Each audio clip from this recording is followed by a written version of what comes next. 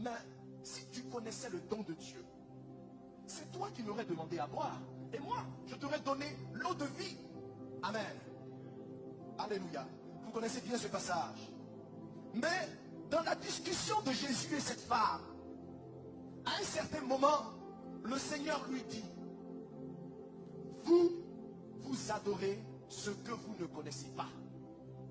Et c'est ce que je veux taper un peu. C'est sur ça que je veux m'arrêter un peu. Vous savez, souvent, nous nous approchons de Dieu. Amen. Mais Dieu veut que nous le connaissions. Parce que celui qui s'approche de Dieu et qui ne prend pas le temps de le connaître, qui ne prend pas le temps de le découvrir, qui ne prend pas le temps de chercher qui il est, son adoration ne sera pas au top du niveau que Dieu veut. Il faut prendre le temps de savoir qui il est. Amen. Et quand tu sais qui il est, alors tu peux l'adorer. Parce qu'il a dit, vous adorez ce que vous ne connaissez pas. Alléluia. Il faut connaître Dieu, mes amis. Il faut apprendre à connaître Dieu. Il faut apprendre à chercher Dieu. Il dit, celui qui me cherche, il me trouve. Celui qui croit en moi, je me révélerai à lui. Je me manifesterai à lui. Celui qui a foi en moi, des fleuves d'eau vive jailliront de son sein, jusqu'à dans la vie éternelle. Celui qui me cherche de tout son cœur, il me trouve. Dieu se révèle, Dieu se fait connaître, Dieu se manifeste à qui s'approche véritablement de lui. La connaissance de Dieu, elle se manifeste dans l'intimité avec Dieu. Quand on parle de connaissance, on fait allusion à une intimité. Il y a différents niveaux de connaissance. Je peux connaître une personne parce que c'est un ami. Je peux connaître une personne parce que c'est même un ennemi. Je peux connaître aussi une personne parce que c'est mon épouse. La connaissance de Dieu, mes amis. Celui qui me découvre, il découvre la vie, il découvre le mouvement, il découvre l'être. Il n'y en a pas un autre. Il n'y en a pas trois, il n'y en a pas 10. Mais il n'y a qu'un seul. Vous adorez ce que vous ne connaissez pas. Parce qu'en effet, cette femme samaritaine et tout le peuple de Samarie adorait sur une montagne, la montagne de Garizim. Et il disait que vous adorez à Jérusalem. Parce que Jérusalem, c'est la ville du grand roi. Mais nous, on adore sur cette montagne. Et il dit, va, l'heure vient. Et elle est déjà venue. Où les vrais adorateurs adoreront le Père en esprit et en vérité. Car ce sont là les adorateurs que le Père demande. Que ceux qui l'adorent en esprit et en vérité. Amen. La connaissance de Dieu. Celui qui ouvre son cœur. Comment on connaît Dieu? Par l'ouverture du cœur.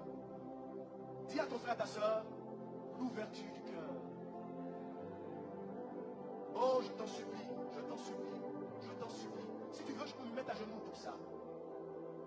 Si tu n'ouvres pas ton cœur, Dieu n'a que faire. Parce qu'il dit, je me tiens à la porte et je frappe, et je frappe, et je continuerai de frapper. Quiconque entend ma voix et ouvre la porte, moi Dieu, je rentre et je soupe avec lui. Mais il faut que tu ouvres la porte de ton cœur. Amen. S'il te plaît, ouvre encore la porte de ton cœur. Alléluia. Et c'est en cela que Dieu va rentrer. Et quand il va rentrer, alors il y aura une fête dans ta maison. C'est lui-même qui va commencer à souper. C'est lui-même qui va commencer à organiser le repas. Et au lieu d'être vêtu d'ailleurs, il te donnera des habits de fête. Amen. Pour sa gloire. Donc je disais que d'abord, c'est la connaissance de Dieu. C'est d'abord, personne ne pouvait ouvrir ce livre.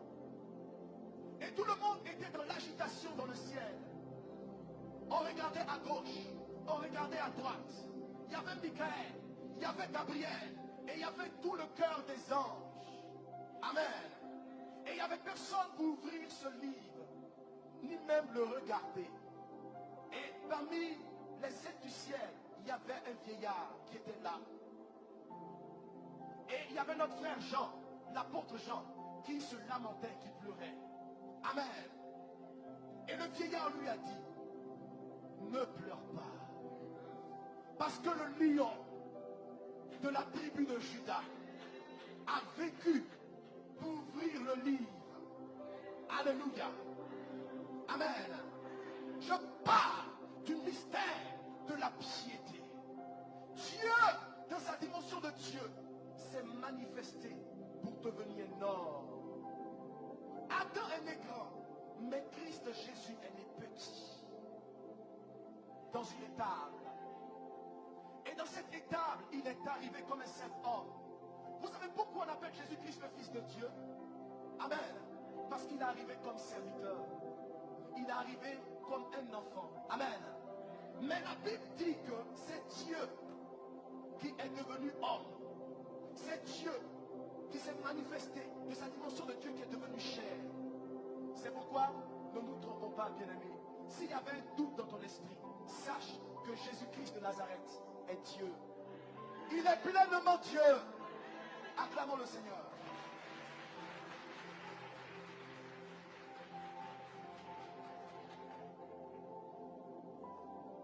Dieu s'est manifesté en chair, mais il a été justifié par l'Esprit. Parce que quand il est venu, amen, il a commencé à marcher par la foi, totalement soumis à l'obéissance de son Père. Amen. Mon juste vivra par la foi. Si tu veux marcher avec Dieu, amen, tu dois avoir la foi. Parce que la foi est la dimension qui nous donne de passer de ténèbres à la lumière, de la mort à la vie, de ce qui est, alléluia, c'est la foi qui nous donne cette dimension-là. Il a été justifié par l'Esprit, vu des anges, parce que vous savez que dans le ciel, les anges même n'ont pas accès à certaines dimensions de Dieu. Amen. La Bible dit dans le livre de Jean que le Fils unique qui est dans le sein du Père est celui qui l'a fait connaître. Est celui qui est dans son intimité et qui l'a révélé parmi nous. Alléluia. Le Seigneur veut que vous impactez l'ouest de la France. C'est où ton frère et ta soeur? Dis-lui, le Seigneur veut que nous impactons l'ouest de la France. Le Seigneur ne parle pas seulement de Nantes. Toi-même, toi, tu peux être un instrument de Dieu. Dieu compte sur toi. Oui, je te parle, c'est toi, maman. Il compte sur toi. Il compte sur toi. Ne te minimise pas. Tu as la chance de Dieu et tu as du potentiel pour le Seigneur. Dieu compte sur toi. Dieu compte sur toi. Il compte sur toi. Qui enverrai-je? Et qui marchera pour nous? Dieu attend des personnes qui disent, oh Seigneur, me voici.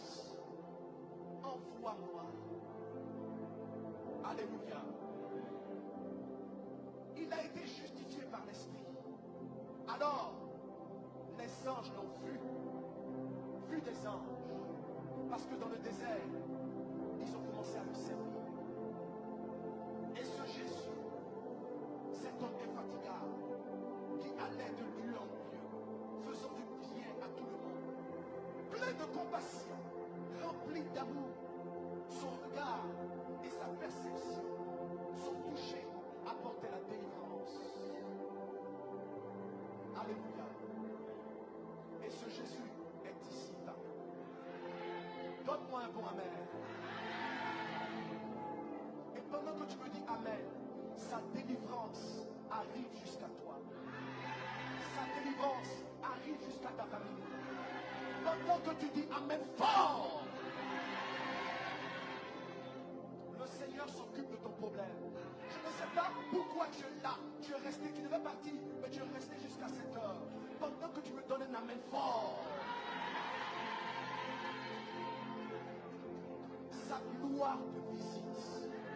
Le Seigneur rentre et il prend les forteresses. Le Seigneur rentre et il opère la délivrance. Si tu as un mal, ce mal